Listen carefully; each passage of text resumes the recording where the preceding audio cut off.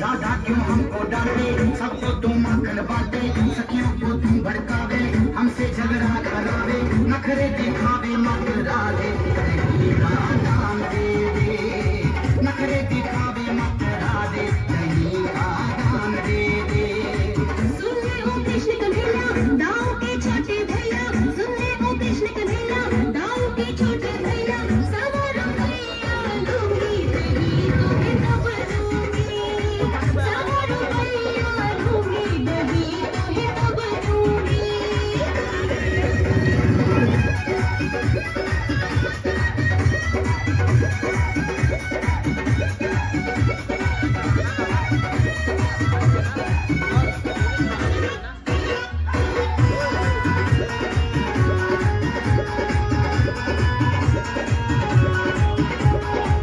घूंघट ही तेरा मीठा या खट्टा, दे दूंगा कल तुझे पैसा इकट्ठा।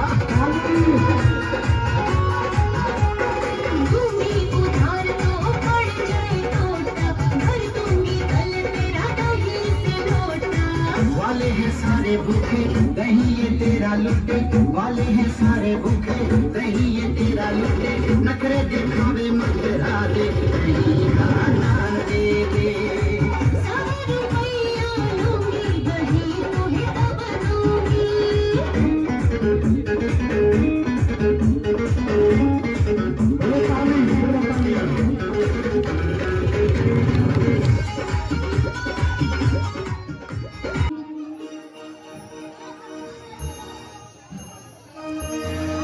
मैया की दीवानों मैया की दीवानों दरबार सजाया है।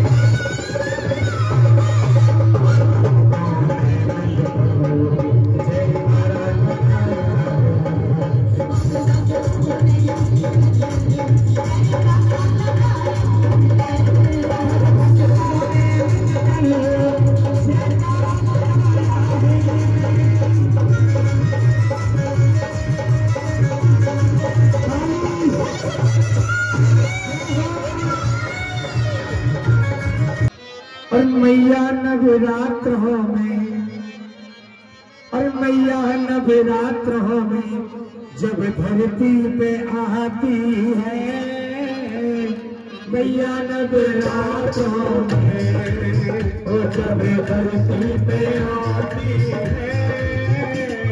ऐसा नहीं, बारी बारी साइकिल लगाते हैं, कहते हैं कि खेती वही करते हैं जिनके गाँव होते हैं। गांव करके तो ऐसे ही बताना, हाथ उठा करके जिन जिनके गांव है। अम्मा गाना तो सुन रही नहीं, जो करेगी आवाज सही नहीं लग। गांव किस किस के हैं बताइए, गांव कौन सा है आपका? ये गांव है गोलपाड़ी है। तो जो कहते हैं कि खेती वही करते हैं जिनके गांव होते हैं। और मैया के दरबार में वही नाचते हैं, उनको 2 पाए होते हैं, 4 पाँव किसी के नहीं है ना, 2 है ना। तो मैया की कृपा की है तो बारी बारी से आ जाए। अरे मैया नवरात्रों में जब धरती पे आती है, मैया नवरात्रों में जब धरती पे आती है, और मैया नवरात्रों में जब धरती पे आती है, ओ मैया नवरात्रों धरती पे आती है। आज कौन सा दिन है मैया का? नौवा। हाथ रुके पूछेंगे बीच में हमने क्या बोला, कौन से दिन क्या मैया करती है, कौन सा दिन क्या करती है, याद रखना। पहले नवरात्रि में माँ सबकी खबर देखती है, माँ जगह जगह जाकर कौन कौन आइसक्रीम खा रहा है, कौन कौन केक खा रहा है। तालियां तो बजेंगी नहीं, हम तो बेकार है कहना हमारा। किसको क्या देना है, ये किसको क्या देना है, ये सोच के आती है। और किसको क्या देना है, वो सोच के आती है। पहले नवरात्रि में माँ सबकी खबर लेती हो, पहले नवरात्रि सबकी खबर लेती। तुझे नवरात्रि में अपने खाते में लिख लेती, तुझे नवरात्रि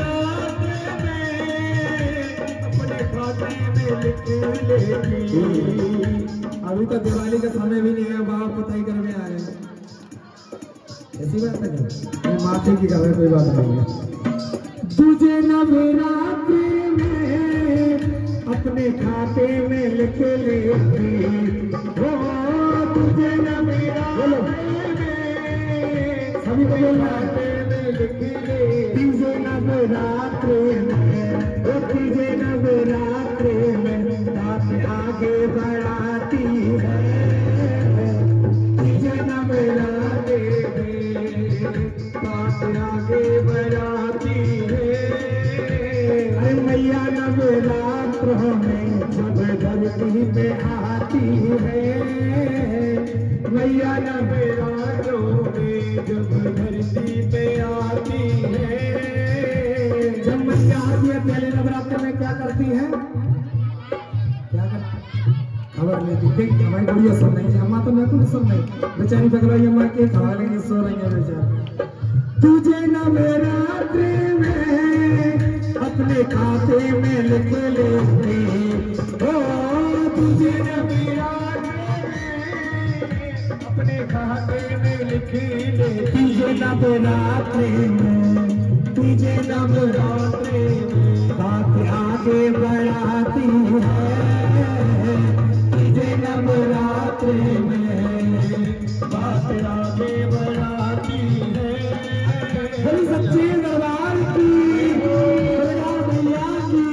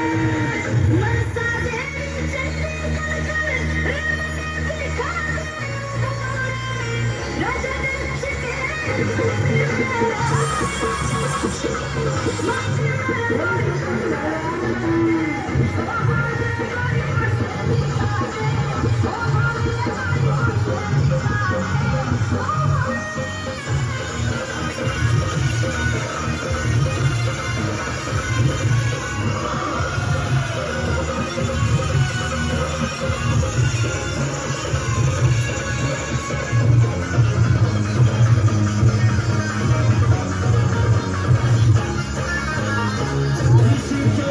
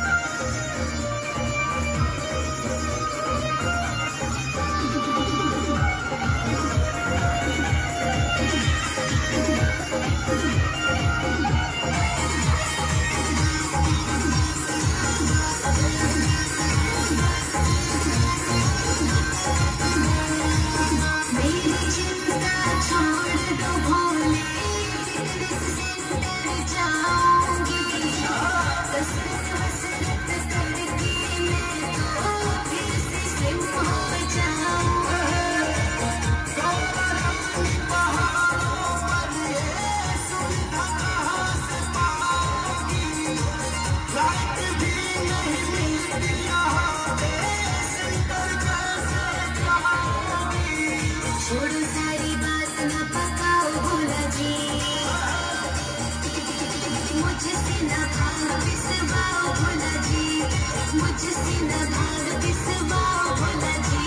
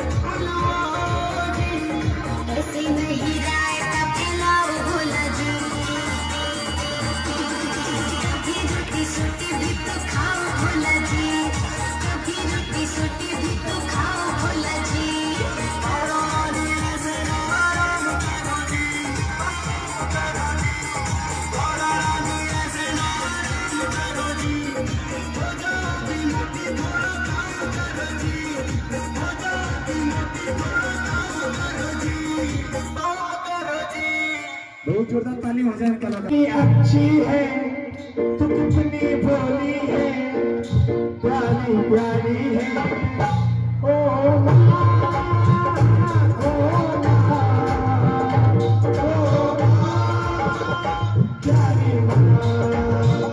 ये जो दुनिया है ये मन है कांटों का, ये जो दुनिया है ये मन है कांटों का, फुलवारी है ओ माँ, ओ माँ, ओ माँ, प्यारी माता दी बंधु की मौज में।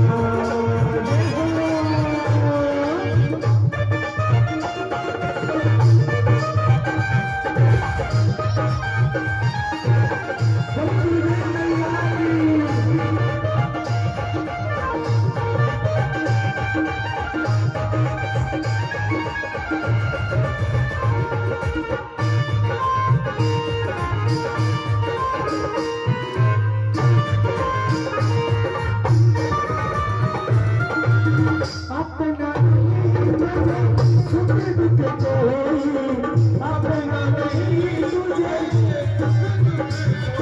मैं मुस्काया तो मुस्काई, मैं रोया तो रोई। मैं मुस्काया तो मुस्काई, मैं रोया तो रोई। मेरे हंसने पे, मेरे रोने पे, मेरे हंसने पे, मेरे रोने पे तू बलिहारी है।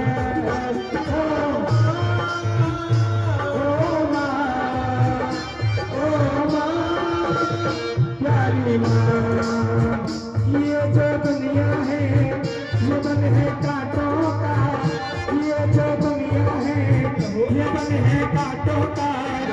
तू फुलवारी है। ओ माँ, ओ माँ, ओ माँ, प्यारी माँ जय हो।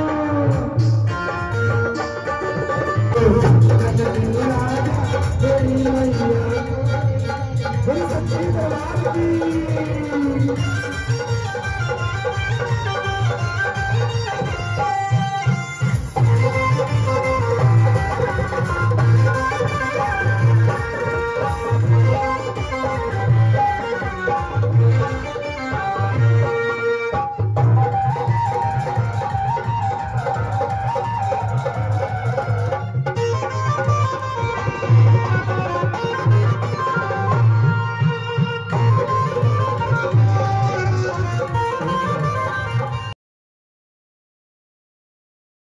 छह वर्ष की उम्र में उसने माँ से हट कर ली कि हे माँ मुझे दर्शन दो। तो जब मैया ने दो तीन दिन उसने भोजन नहीं किया तो माँ ने उसे दर्शन दिए बड़ी प्यार से। तो इस बात का पता अकबर को चला। अकबर ने कहा कि ऐसा कौन भक्त है जो माँ ज्वाला रानी की सेवा कर रहा है, उपासना कर रहा है, माँ को ध्या रहा है। हम भी उस भक्त को देखना चाहते हैं, उसकी भक्ति में कितनी भाव में कितनी भक्ति है। लेकिन जब वो अपनी सेना को लेकर जब नंदन गांव में पहुंचा, वहां देख के ध्यान भक्त बैठे हैं, तो अकबर कहता है कि कहाँ है तेरी माँ ज्वाला मैया, उनके दर्शन करा। तो ध्यान भक्त कहते हैं कि ये राजन, मैया ऐसे दर्शन नहीं देती, उसके लिए तुम्हें कुछ करना पड़ेगा। बताओ क्या करना पड़ेगा?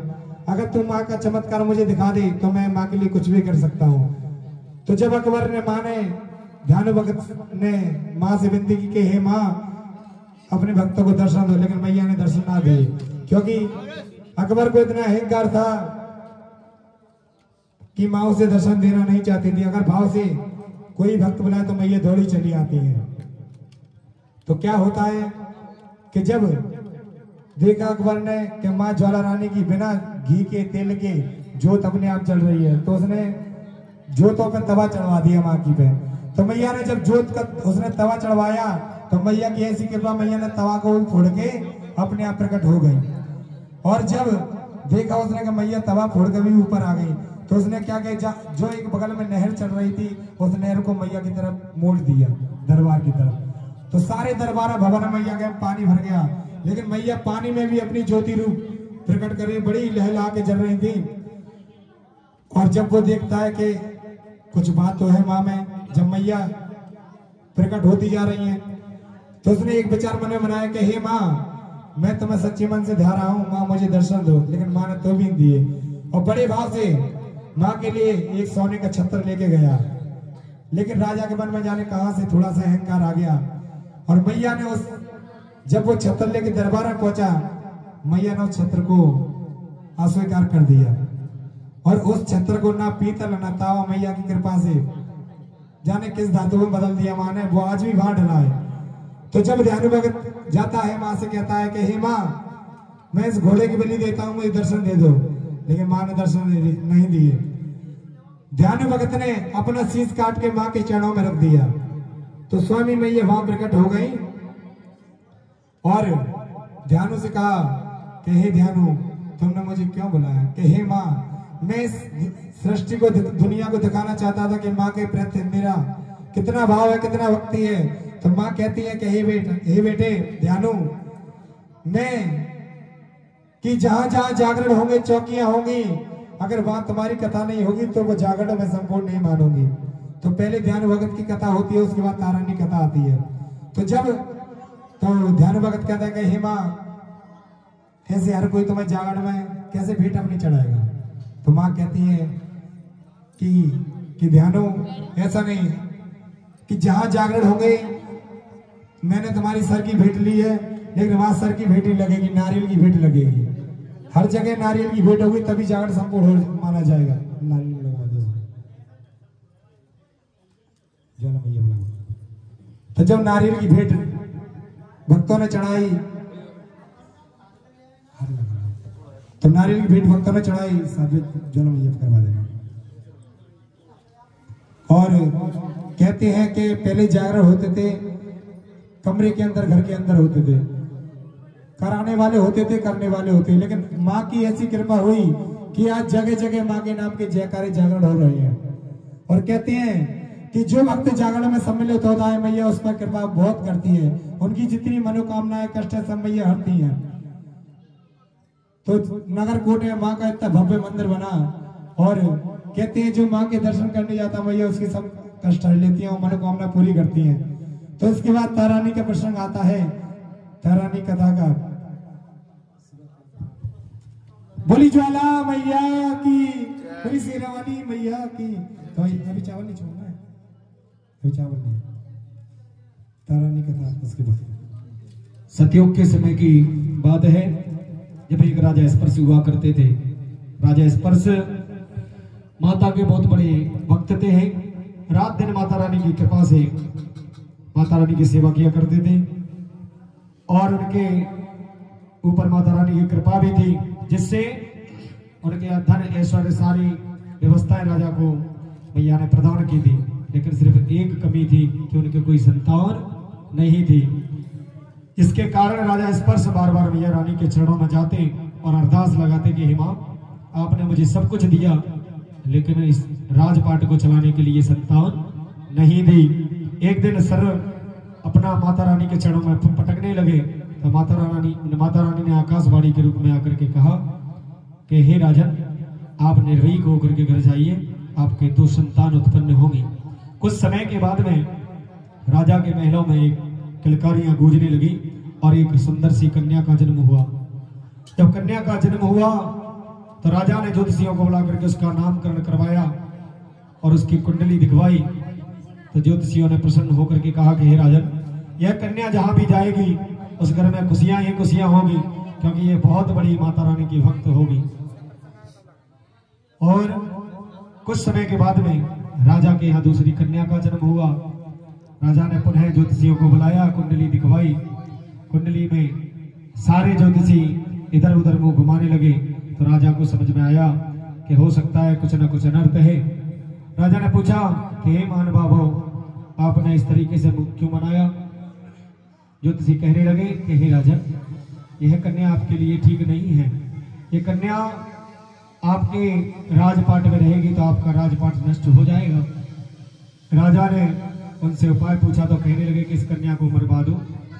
और राजा ने कहा कि हे महानुभावो, यदि मैंने इस कन्या को मरवाया तो मुझे बहुत बड़ा कलंक और पाप लग जाएगा, जिसके कारण मैं इसकी हत्या नहीं करवा सकता। कोई और उपाय बताइए। तो ज्योतिषियों ने कहा कि एक संदूक लेकर के और उसे सोने में मड़वा कर उस कन्या को नदी में प्रवाहित कर दो। राजा ने ऐसा ही किया। उस लड़की को, उस कन्या को संदूक में रख करके प्रवाहित कर दिया। जब कन्या प्रवाहित होती जा रही थी तो जिन्हें अपन भंगी बोलते हैं, मेहतर, जो आज वाल्मीकि लिखने लगे, वो वाल्मीकि नदी के किनारे बैठे थे। उनके भी दुर्भाग्य से कोई संतान नहीं थी। जब उन्होंने सोने से मड़ा हुआ संदूक देखा, उसे उठाया और घर ले गए। जैसे ही खोला, उसमें एक सुंदर सी कन्या का प्रादुर्भाव पाया तो बड़े प्रसन्न हुए कि माता रानी ने आज हमें एक संतान दे दी। कुछ समय पहले की बात है, जो तारा और रुक्को हुई, राजा इंद्र के यहाँ 2 अप्सराएं हुआ करती थी और राजा इंद्र की आज्ञा लेकर के मृत्युलोक में आई। मृत्युलोक में आई, दोनों ने सुंदर नारी का जन्म, कन्या का प्राप्त किया। उसके बाद में नारी बनी। एक दिन एकादशी का व्रत रखा। तारा ने रुक्को से कहा कि हे रुक्मण, जाकर के बाजार से कुछ खाने के लिए ले आओ, आज हमारा व्रत है। रुक्को बाजार में गई। उन्होंने पास की दुकान पे मछली के पकौड़ों की तलती हुई खुशबू सूंघी। जिससे उनके मन में उन्हें खाने की इच्छा जागृत हो गई और उन्होंने अपने व्रत को तोड़ते हुए उन मछलियों के पकौड़ों को पान कर लिया और तारा के लिए फल ले गई। घर जाकर के तारा को फल दिए तो तारा ने पूछा कि हे रुक्मन, आप अपने लिए फल लेकर के नहीं आई? तो उसने कहा कि हे बहन, मैं वहां से निकल रही थी, उसकी सुगंध के कारण मेरे मन में इच्छा जागृत हो गई और मैंने पकौड़ों का पान कर लिया। यदि पकौड़े खाए तो तारा रानी को गुस्सा आ गया और कहने लगी कि तू जा करके अगले जन्म में छिपकली बन जाएगी। ऐसा कहकर के तारा रानी ने उसे श्राप दे दिया। अगले जन्म में तारा को पुनः कन्या का जन्म मिला और उस रुक्मन को छिपकली का जन्म मिला।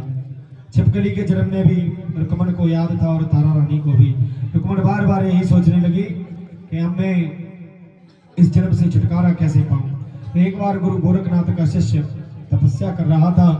उस समय कमंडलों में एक कपिला गाय आकर के जल पीने लगी और उसका मुंह फंस गया।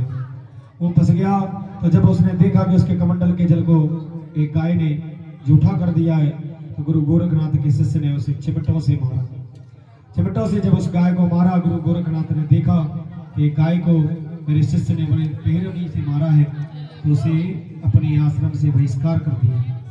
इस आश्रम से बहिष्कार करने के दुष्टता को लेकर के वह जंगल में जाकर के तपस्या करने लगा और तांत्रिक विधि से अन्य उन्होंने शक्तियां हासिल कर ली। एक दिन गुरु गोरखनाथ ने अपने आश्रम में बहुत बड़ा यज्ञ रखा, जिसमें संत महात्माओं के भोजन के लिए प्रसादी रूप में खीर बनवाई। जब उनके शिष्य को पता चला तो वह गिद्ध का रूप बना करके एक मरे हुए सर्प को ला करके उस खीर में छोड़ गए। यह वृतांत सारी छिपकली बैठी बैठी देख रही थी और सोचने में लगी थी कि यदि इस खीर को कहीं संत महात्माओं ने पान किया तो गुरु गोरखनाथ को कलंक लग जाएगा। देखते ही देखते जैसे ही खीर लेने के लिए आए, आज तो छिपकली ने अपने मन में प्लान बनाया और वो जाकर के खीर में कूद गई। खीर में छिपकली को कूदते हुए देख करके शिष्यों ने भागे भागे जाकर के गोरखनाथ से कहा कि हे गुरुजी, उसमें छिपकली ने कूद करके जान दे दी। गुरुजी ने और उनके शिष्यों ने छिपकली से खरी खोटी कहा और उस खीर को ले जाकर के जंगल में जैसे ही फिकवाया तो उसके अंदर सर्प निकला। जब सर्प को देखा, गुरु गोरखनाथ जी से शिष्यों ने कहा कि गुरुजी, उसमें एक मरा हुआ शिष्य पाया गया। तब गुरुजी ने उस छिपकली की आत्मा के लिए यज्ञ को रखा और भगवान से प्रार्थना की, हे प्रभु, इसने आज हमें कलंक लगने से बचाया है, कई संत महात्माओं की जान बचाई है, इसकी इस योनि से मुक्ति हो जाए। तो पुनः उसी गोरखनाथ की तपस्या के कारण उन्हें तारा और रुक्मन के रूप में जन्म मिला, जो भंगी के यहाँ पर आज खड़े हैं। तारा बड़ी हुई, उनकी विवाह राजा सत्यवादी हरिश्चंद्र के साथ कर दिया गया और रुक्मन का विवाह उसी राज्य के एक भंगी के घर पर कर दिया गया। रुक्मन की जो सास थी वो तारा रानी के राज्य में साफ सफाई करने की काम को करने के लिए जाती थी। एक समय उनकी सास की तबीयत खराब हो गई तो रुक्मन को राजा के राज्य में सफाई करने जाना पड़ा। लेकिन जैसे ही तारा ने रुक्मन को सफाई करते हुए देखा, उसे पहचान गई और कहने लगी कि हे बहन, आओ हमारे बगल में बैठ जाओ। रुक्मन बोली कि हे बहन, हम अछूते हैं, आपके बगल में नहीं बैठ सकते। तो तारा ने उन्हें पूरे पूर्व जन्म की कथा का वृतांत बताया कि आप इस प्रकार से दो योनियों से छुटकारा पा करके पुनः नारी के जन्म में आई हैं और मेरी पिछले जन्म में बहन हुआ करती थी। रुक्मन को सारी बातें याद आ गई। आज तारा और रुक्मन पुनः साथ साथ में कुछ समय बिताने लगी। रुक्मन ने एक दिन तारा रानी से पूछा कि हे रानी, मेरे कोई संतान नहीं है और मैया रानी से कहें किस उपाय से मेरी संतान हो सकती है। तो तारा रानी ने बताया कि आप श्रद्धा भाव से माता रानी का जागरण संकल्प लेकर के आए और मैया रानी की कृपा से आपके घर में किलकारियां गूंजने लगेंगी। रुक्मन ने ऐसा ही किया, मैया रानी का संकल्प लिया और उनके 10वें महीने में सुंदर से बालक का जन्म हो गया। रुक्मन जागरण करना भूल गई। दुर्भाग्य से 5 साल के बाद में लड़के के चेचक जैसे दाग, जिन्हें हम माता बोलते हैं, कि माता निकली है, ऐसा रोग प्रकट होने लगा। लड़का कांपने लगा। लड़के को कांपते हुए और इस रोग को भयभीत होकर के रुक्मन सीधी तारा रानी के पास गई। बोले, हे रानी, हमारे पुत्र को ज्वर और चेचक के दागों ने ग्रसित कर लिया है। आप मैया से कहें तो उसको, जब मैया ने मुझे दिया है तो उसे स्वस्थ रखे। तारा ने क्रोध आकर के कहा कि हे रुक्मन, तुमने एक संकल्प लिया था कि पुत्र के होने पर जागरण करवाएंगे, माँ ज्वाला देवी की ज्वाला को जलाएंगे, लेकिन आपने क्या वह संकल्प पूर्ण किया? रुक्मन बोली मैं भूल गई। तो बोले जा जागरण करवाओ और आपका पुत्र स्वतः ठीक हो जाएगा। जाकर के भागी भागी मंदिर में पहुंची। मंदिर में ब्राह्मणों से कहा कि विप्र देवताओं, आप हमारे घर पर जागरण करने के लिए चलो। ब्राह्मणों ने मना कर दिया कि आप यही 10, 5, 20 रुपए यही दे जाओ, हम मंदिर में ही जागरण कर देंगे। आप अछूती हैं, आपके घर पर जागरण करने के लिए हम नहीं जाएंगे। पुनः लौट करके तारा रानी के पास आई। बोली ब्राह्मणों ने जागरण करने से मना कर दिया, अब आप ही बताएं कि जागरण कैसे पूर्ण होगा। बोले मित्रों ने क्या कहा? बोले कह रहे हैं कि यदि तारा रानी आपके जागरण में सम्मिलित हो तो हम जागरण में जरूर आएंगे। तो उन्होंने कह दिया कि जाओ बोल देना कि रानी तारा आपके जागरण में जरूर आएगी। आज सारे नगर में खबर फैल गई कि राजा हरिश्चंद्र की तारा रानी एक भंगी के घर पर जागरण करवाने के लिए जाएगी। समस्त राज्य में ऐसी बात फैलते फैलते राजा के पास पहुंची। राजा हरिश्चंद्र को यह बात पता चली। राजा हरिश्चंद्र राज्य में से अपने शासनकाल को खत्म करके सैन करने के लिए महलों में आए। तो उन्होंने अपनी तलवार से जानबूझ करके बलि को काट लिया, जिससे हमें नींद ना आए और तारा रानी जागरण में ना जाने पाई। तो रात में राजा से रानी ने पूछा, हे राजन, आपकी उंगली कैसे कट गई? तो उन्होंने बताया, बोले म्यान से हम तलवार निकाल रहे थे और उसमें निकालते हुए हमारी उंगली बीच में आ गई और कट गई। आज रानी मैया रानी से प्रार्थना करने में लगी है और राजा की सेवा करने में लगी है। हे माँ, यदि इन्हें आज नींद नहीं आई तो रुक्मण का जागरण संपूर्ण नहीं हो पाएगा। मैया रानी की कृपा से ठंडी हवा का झोंका आया और देखते ही देखते राजा हरिश्चंद्र की आंख लग गई। रानी तारा ने रस्सी डाल करके खिड़की से नीचे उतर करके और जाकर के रुक्मण के पास पहुंची। जागरण में आज तारा रानी ने संपूर्ण जागरण को सुना, लेकिन जब राजा हरिश्चंद्र की आंख खुली तो देखा कि रानी पास में नहीं है। वो भी धीरे धीरे देश बदल करके और आज रुक्मण के द्वार पे पहुंच गए। पीछे छुपे छुपे देखने लगे कि हाँ, हमारी तारा रानी जरूर इस जागरण में आई है।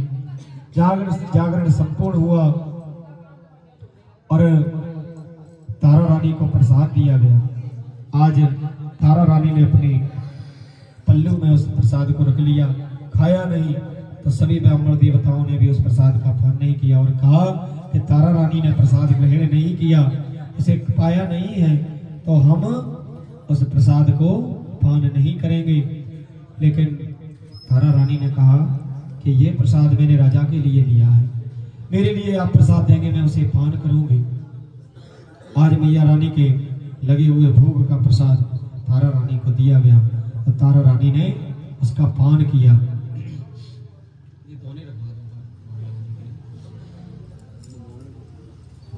और लेकर के रानी चलने लगी।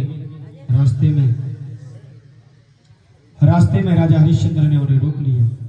बोले, आपने हमारे कुल की मर्यादा को लांघा है, आप राज्य में रहने योग्य नहीं है, आपको हम अपने साथ नहीं रख सकते, हम आपको साथ में नहीं रख सकते। राजा की ऐसी बात सुनी। बोले, ये प्रसाद तो ग्रहण कर लो। बोले, ये प्रसाद हम ग्रहण नहीं कर सकते। जैसे ही रानी ने खोला तो उस प्रसाद की जगह पे राजा को फूल और बेलपत्र दिखाई दिए। राजा इस चमत्कार को देख करके और मैया रानी की विनती करने लगा कि हे माँ, यदि आपने दास पर इतनी कृपा की है तो थोड़ी सी कृपा और कर दे, आकर के मुझे दर्शन दे तो मेरा जीवन धन्य हो जाएगा। आज मैया रानी तारा रानी के कहने पर राजा हरिश्चंद्र के सन्मुख आकर के दर्शन देने के लिए आई और राजा हरिश्चंद्र को आशीर्वाद दिया। बारंबार तारा रानी को आशीर्वाद दिया कि हे रानी तारा, जब तक इस संसार में सूरज और चांद रहेगा तब तक तुम्हारी और रुक्मण और हरिश्चंद्र रोहितास की कथाएं चलती रहेगी। आपके राज पाठ के अंतर्गत आपके राजा की मर्यादा कभी उल्लंघन नहीं होगी। इनके कहे हुए वचन सदा इस संसार में गाए जाएंगे और सत्यवादियों में इनका नाम होगा। ऐसा मैया ने आशीर्वाद दिया और तारा से कहा कि जय तारा, यदि तेरी कथा को जागरण के अंतर्गत नहीं सुनाएगा तो उस जागरण का भाग पूर्ण नहीं माना जाएगा।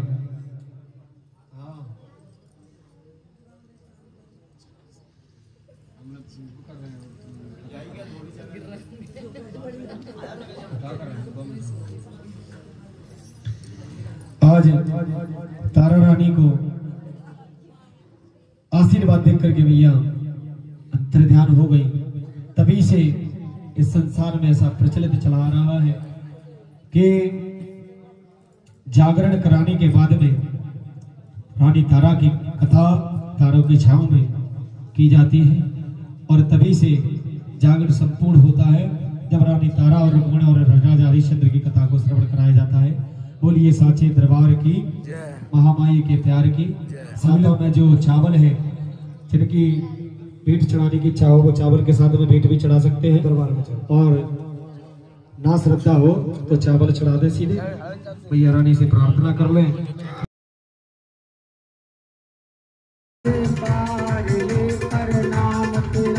मैया जी मेरी हाजिरी भर लेना, मैया जी मेरी हाजिरी भर लेना।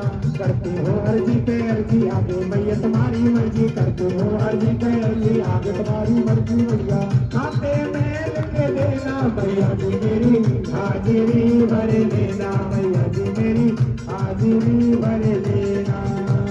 कर्पूर घोर में करुणावतार, संसार सारम भुजगेन्द्रहारम, सदा वसंतम हृदयाल विन्दे भवं भवानी शतं नमामि। त्वमेव माता च पिता त्वमेव, त्वमेव बन्धु च सखा त्वमेव, त्वमेव विद्या च द्रविणं त्वमेव, त्वमेव सर्वं मम देव देव। विदा हो के जाना ओ महारानी, विदा हो के जाना ओ महारानी, ओ महारानी हा ओ महारानी, ओ महारानी हा ओ महारानी। जल्दी आना ओ महारानी, जल्दी आना ओ महारानी। साचे दरबार की, बोल केला मैया की, बोल शीतला मैया की।